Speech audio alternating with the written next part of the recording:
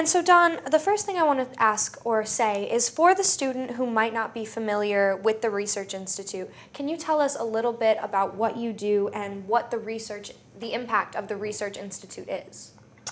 Well, sure. First of all, thank you very much for having me. It's a pleasure to sit and speak with you a little bit. The Research Institute, for those students who may be not familiar or haven't had a chance to come over and visit us or work for us, is located in the basement of Heinz Hall. And we've been there for many years. I've been here at Siena since 2007, so quite a long time. Usually I describe the Research Institute as resting on 4 pillars. So we work in 4 different arenas. The one that most people hear about us most often is the political domain. So not only do we do pre-election polling like we're doing right now, but throughout the year, we poll New Yorkers and citizens across the country on issues that could be pending before either state legislature or in Congress. We poll on issues sometimes relative to the Supreme Court. So we track politics on a regular basis. The second area is economics. We study the index of consumer sentiment, what most people call consumer confidence. We do that on a regular basis here in New York. We also poll CEOs across not only New York State, but across the entire country each year, gauging their level of confidence in the marketplace, what their expectations are for revenue, for profit, for hiring practices, what they see as obstacles.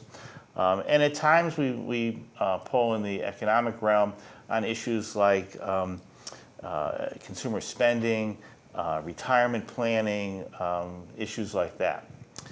Thirdly, I'm a sociologist by training. So we're interested in the social and cultural domain.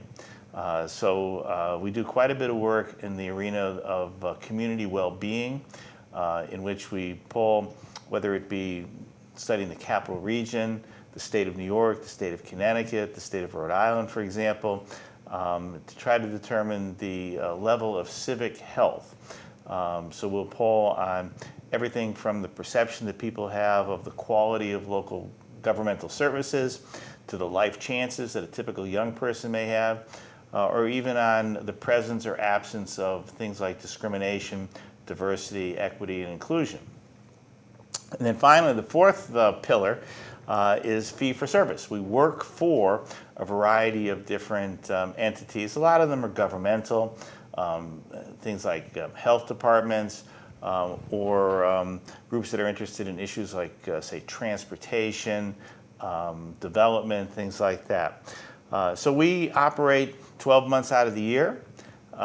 We employ a significant number of Siena students, but we at all times are trying to study the fabric of life here in New York, in the nation, and make a contribution so that all people, regardless of who they are, where they're socially situated, can understand not only how they, their family, their friends, their neighbors feel, but how people that are not like them feel, how they behave, what their hopes, dreams, and concerns are. So we, in the big picture, feel as though from the basement of Heinz Hall, from what years and years and years ago was the kitchen of the then Friary, we contribute to the American democratic process by measuring and then giving back to the general public the issues, the feelings, the behaviors of all Americans. Absolutely. And I know that you touched upon the fact of such a variety of issues that your poll covers. And I wanted to ask you, how do you ensure that this poll is accurate, and how do you know that it represents the entirety of the United States? Well, that's a big question. We are in pre-election polling, if we speak specifically to that. We're a telephone shop. So we're conducting all our interviews with live interviewers, whether they be students here at Siena, members of the community who work for us here at Siena. But we also employ people in a number of different states. We have callers working for us in Virginia, in South Carolina, in New Hampshire, in Florida, and in Texas. So we have hundreds of people that are trained to work as interviewers for us. The question I think you're asking is, how do we get a representative sample of people? So that would be a full class on probability theory. We generate a sample, in this case for a pre-election poll, it is of likely voters. We actually will pull a sample off the list of all registered voters. And then whether we're calling New York or whether we're calling one of the swing states like, say, Pennsylvania or the entire nation, then we'll divide that geographic area into a series of regions. Within each region, then we'll quota by people based on their demographics. So in terms of their gender, their age, their educational level, and we'll call the appropriate number of people within each and every one of those quota categories. At the end, after we've collected the data, then we compare the data demographically that we've collected to the universe that we seek to generalize to, and then we'll statistically adjust the data, what's commonly called weighting, to make sure that the final result are representative of, again, whether we're talking about the country or an individual state. It's all subject to a certain margin of error. Certainly anybody who consumes polling will always see that, oh, this is with margin of error plus or minus 3 points. So, loosely translated, what that means is that our sample is representative of the universe with about 3 points plus or minus of error. So if we had spoken to every single voter in America, our poll is going to be within 3 points plus or minus because of the rigorous sampling that we use, because of the rigorous quotas that we have within our sampling frame in order to guarantee that we have a representative sample. That isn't to say that there aren't threats to representativeness. And what we have found is that if we're doing a general population survey, so if I'm doing a general population survey and I'm trying to find out whether people are or are not satisfied with local governmental services, then there really isn't a reason why some people are more or less likely to participate in the survey. Mm-hmm. Unfortunately, that's not necessarily the case in a pre-election survey. What we have found over the last couple cycles is that Trump supporters have demonstrated a little bit more resistance to participating in a public opinion survey, in a pre-election survey like we conduct, than our supporters of the Democratic candidate, whether it was initially Hillary Clinton or Joe Biden or now Kamala Harris. So we have to frame our sample so that we seek to have enough or the appropriate number of Trump supporters who have demonstrated to us over the last couple cycles that they simply are less inclined to participate. People with more education tend to participate more in surveys than people with lowering degrees of education. So we take all those things into consideration when we build the sample so that we can have a fully representative sample. One of the measures, if you look really, really deep into the footnote of a poll, is called the design effect of weighting. That's the degree to which, even after you've taken all these measures to survey the appropriate people, the degree to which you have to weight the data in order to have it be representative of the universe that you're seeking to generalize to.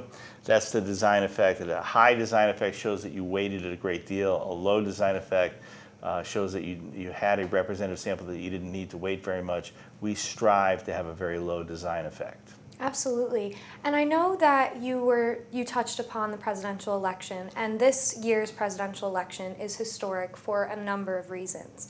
Can you tell me a little bit about why this poll is so vital for people to see as they're choosing who to vote for in this election?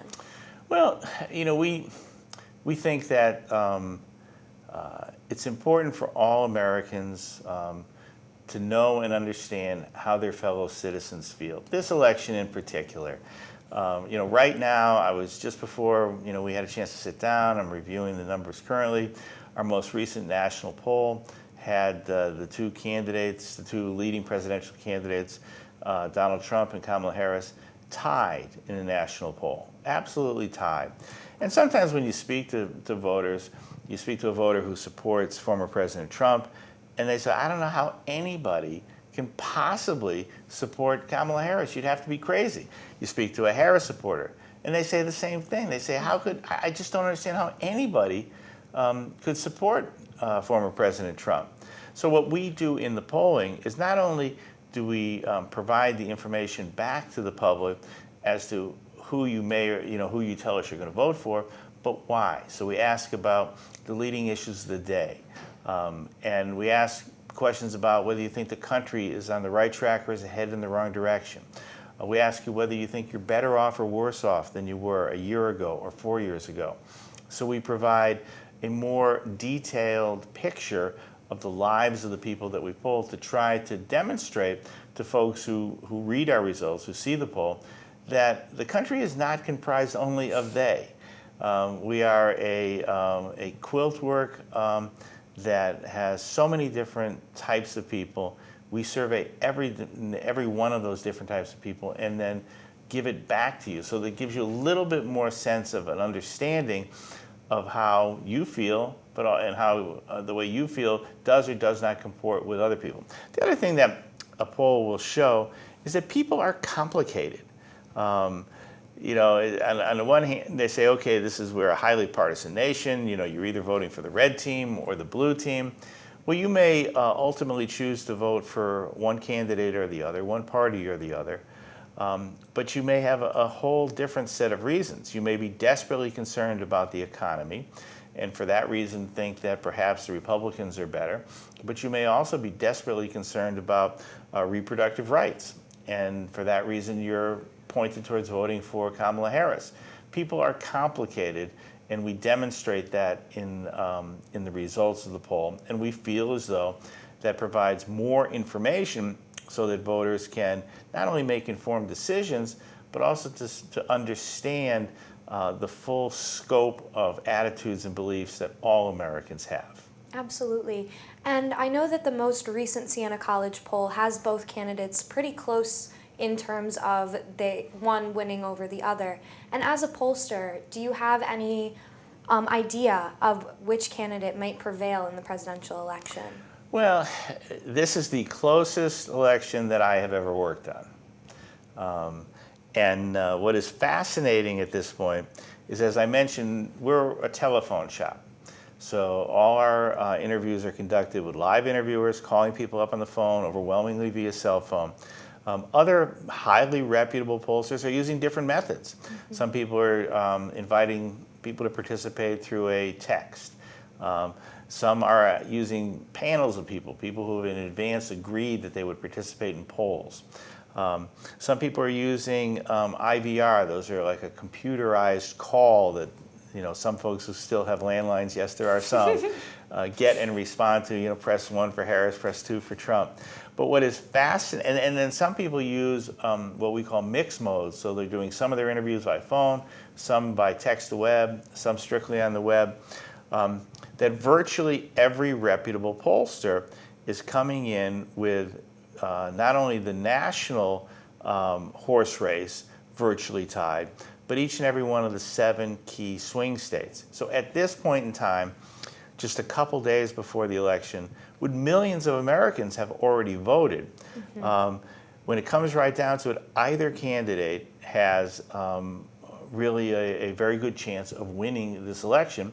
In fact, as of this morning, when you look at the 7 swing states, they could all go for Harris, they could all go for Trump, or there could be a combination thereof. The only state that our polling shows one candidate with a meaningful lead is in the state of Arizona, mm-hmm. where Trump has about a 4-point advantage, but every other one of the battleground states is within a point, 2 points at the most, which is well within the margin of error. So this election is impossible to predict at this moment in time, and it's going to come down to which group of people ends up turning out at higher rates. What's fascinating is that with a race that is tied, when you start to look at individual subgroups of people, There are groups of people, women, majority of women are for Harris, a majority of men are for Trump.